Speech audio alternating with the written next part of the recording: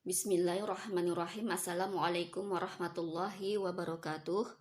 Alhamdulillahirabbil alamin.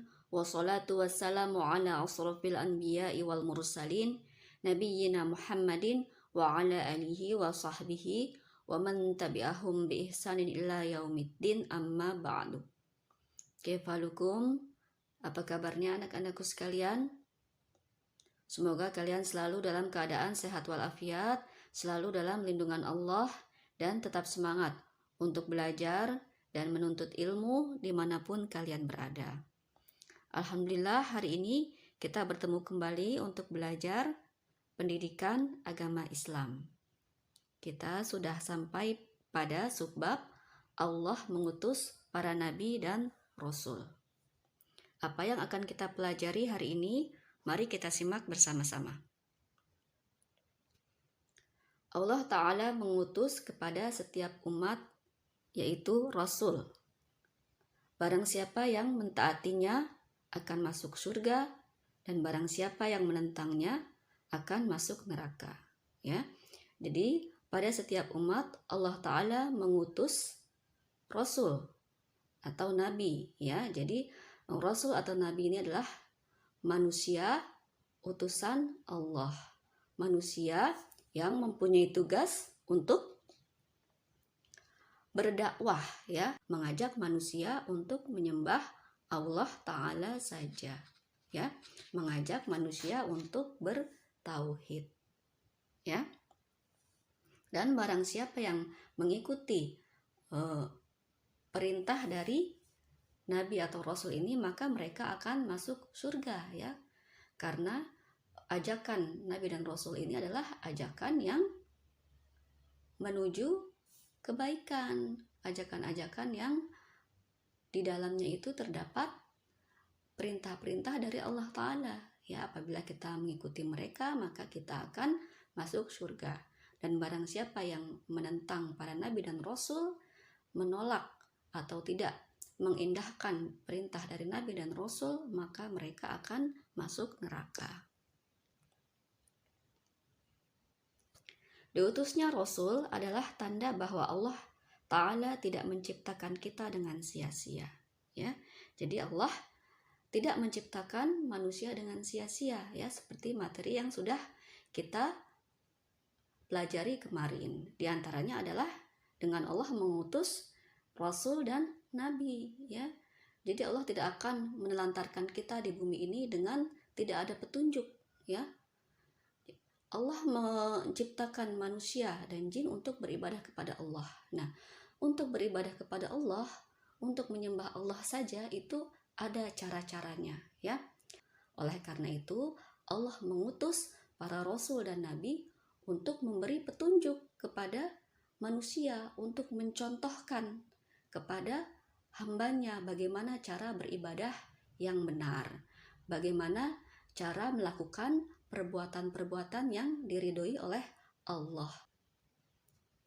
Allah Ta'ala berfirman dalam Al-Quran surat Al-Muzammil ayat 15-16 yang berbunyi, A'udzubillahi minasyaitonirrajim, Inna arsalna ilaikum rasulan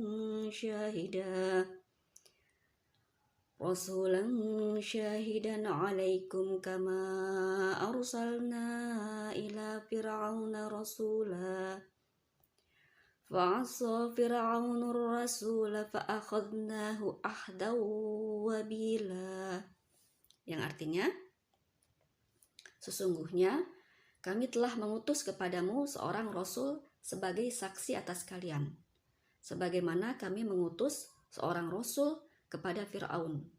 Lalu Fir'aun menentangnya, maka kami siksa ia dengan siksaan yang berat. Ya, ini adalah sebuah kisah, ya, tentang diutusnya seorang rasul kepada Fir'aun, yaitu Nabi siapa?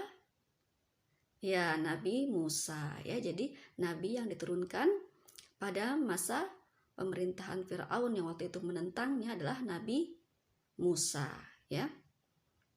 Nah, Fir'aun ini menentang Nabi Musa, maka Allah menyiksa Firaun dengan siksaan yang berat. Kisahnya sangat terkenal sampai sekarang ya, bahwa Firaun dan bala tentaranya tenggelam di Laut Merah ya ketika mengejar Nabi Musa dan para pengikutnya. Nah, maka dari itu Allah Ta'ala mengutus para nabi itu untuk kaumnya ya, seperti Allah Ta'ala mengutus Nabi Nuh untuk kaumnya. Allah Ta'ala juga mengutus Nabi Hud pada bangsa Ad. Allah Ta'ala juga mengutus Nabi Musa kepada Fir'aun dan kaumnya. Allah Ta'ala mengutus Nabi Ibrahim kepada Namrud dan kaumnya. Ya, ini kisahnya Nabi Ibrahim dibakar ya oleh Raja Namrud. Tapi karena mukjizat dari Allah, maka Nabi Ibrahim dapat bertahan dari kobaran api yang sangat panas.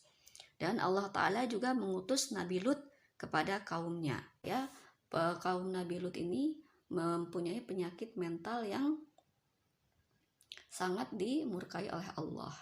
Dan Allah Ta'ala juga mengutus Nabi Isa pada Bani Israel. Ya, jadi Allah telah mengutus rasul-rasul lain sebanyak 315 orang dan nabi-nabi yang lain sebanyak 124.000 ya, sangat banyak. Allah telah mengutus rasul-rasul dan nabi-nabi selama manusia ini berada di bumi ini. Dan yang terakhir, Allah Ta'ala mengutus Nabi Muhammad Sallallahu Alaihi Wasallam kepada umatnya sekarang sebagai penutup para nabi dan rasul ya. Jadi Nabi Muhammad Sallallahu Alaihi Wasallam adalah nabi yang terakhir, nabi yang penutup ya. Jadi setelah Nabi Muhammad maka tidak ada lagi nabi atau rasul yang diutus oleh Allah sampai akhir dunia ini ya, sampai kiamat nanti tidak akan ada lagi nabi dan rasul. Maka Nabi Muhammad Sallallahu Alaihi Wasallam, Nabi umat Islam, adalah Nabi atau Rasul yang terakhir yang Allah utus ke bumi ini. Ya, jadi kalian harus ingat-ingat ya, siapa Nabi kita? Ya, Nabi kita, Nabi umat Islam adalah Nabi Muhammad Sallallahu Alaihi Wasallam, atau kita juga biasa menyebutnya Rasulullah Sallallahu Alaihi Wasallam. Ya, jadi Rasulullah itu artinya Rasul Allah ya, atau utusan Allah ya. Jadi kalian kalau ditanya siapa nabi kita, siapa nabi umat Islam, jawabnya ya sudah tahu ya semuanya, Nabi Muhammad Sallallahu Alaihi Wasallam, atau biasa juga kita sebut Rasulullah Sallallahu Alaihi Wasallam. Jangan sampai kalian salah atau kalian tidak tahu ya. Itu adalah nabi kita, nabi umat Islam.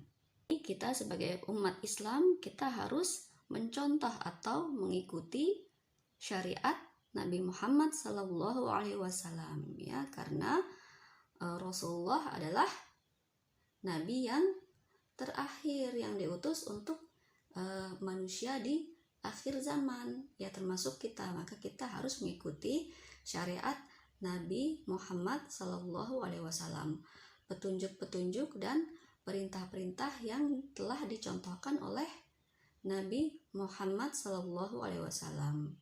Ya, karena apa? Karena Nabi dan Rasul itu juga terjaga dari kesalahan. Ya, Nabi dan Rasul itu tidak melakukan kesalahan. Mereka memiliki sifat yang disebut maksum. Ya, maksum itu terjaga atau terpelihara dari dosa ya. Jadi Nabi dan Rasul itu tidak melakukan kesalahan. Oleh karena itu mereka dijadikan contoh ya. Mereka dijadikan tauladan untuk kita manusia yang lain ya. Kalau contoh itu atau tauladan itu tidak salah ya, maka kita harus selalu mengikutinya ya. Harus mengikuti perkataan mereka, perbuatan-perbuatan mereka ya, karena mereka terjaga dari kesalahan dan dosa. Ada kisahnya ya, bahwa waktu kecil Rasulullah itu sudah dibersihkan hatinya ya oleh malaikat Jibril ya. waktu itu Rasulullah sedang bermain-main, lalu dihampir oleh malaikat Jibril dan dibelah dadanya ya, dibelah dadanya Rasulullah, lalu diambil bagian dari tubuh Rasulullah yaitu yang disebut hati, dan hatinya itu dibersihkan dengan air zam-zam oleh malaikat Jibril. Setelah itu dimasukkan kembali ke dalam tubuh Rasulullah. Yaitu adalah sebuah kisah yang membuktikan bahwa Rasulullah sudah dibersihkan hatinya dari perbuatan-perbuatan yang dosa atau perbuatan-perbuatan jahat ya. Jadi Rasulullah tidak pernah melakukan kejahatan, tidak pernah berbuat salah karena sudah dijaga oleh Allah. Ya, maka dari itu kita sebagai umatnya harus selalu mengikuti perkataan dan perbuatan Rasulullah. Kita melihat dari hadis-hadis Rasulullah, ya, kita pelajari dan kita ikuti. Ya, demikian penjelasan hari ini dari Ustazah. Semoga kalian dapat memahaminya, dan tugas kalian hari ini adalah mengerjakan latihan di modul halaman 26. Ya, kalian pilih benar atau salah. Ya, semoga kalian dapat mengerjakan tugasnya dengan baik. Kita tutup pertemuan kali ini dengan membaca doa kafaratul majlis. Subhanakallahumma wa bihamdika asyhadu an la ilaha illa anta astaghfiruka wa atubu ilaik. Jazakumullah khairan wa barakallahu fikum. Wassalamualaikum warahmatullahi wabarakatuh.